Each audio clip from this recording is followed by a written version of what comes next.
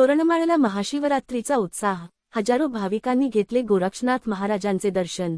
महाराष्ट्राचे दुसऱ्या क्रमांकाचे थंड हवेचे ठिकाण म्हणून ओळखल्या जाणाऱ्या तोरणमाळ येथे महाशिवरात्रीनिमित्त गोरक्षनाथ महाराजांची यात्रा मोठ्या उत्साहात साजरी झाली।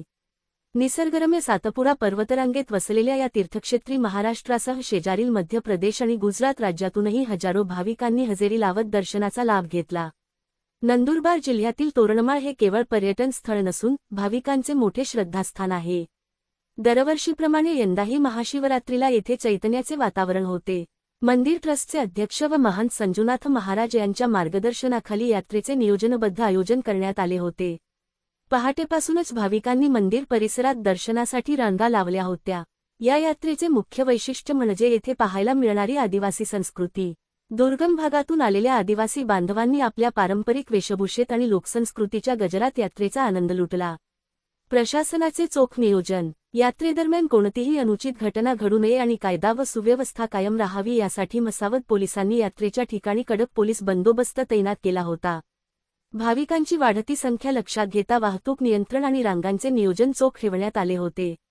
मंदिर परिसरात पारंपरिक वस्तू, आदिवासी कलाकुसरीचे साहित्य आणि स्थानिक खाद्यपदार्थांच्या दुकानांनी परिसर फुलून गेला होता।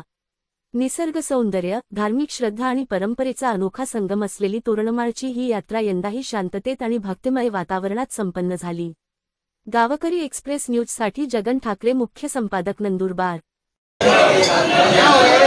आज महाशिवरात्रि 2026 जो सालाना गोरखनाथ मठ मंदिर तोरणमाल का जो यात्रा भरती है और तमाम राज्यों से लाखों श्रद्धालु भगवान के आशीर्वाद और रोड प्रसाद लेने के लिए आते हैं।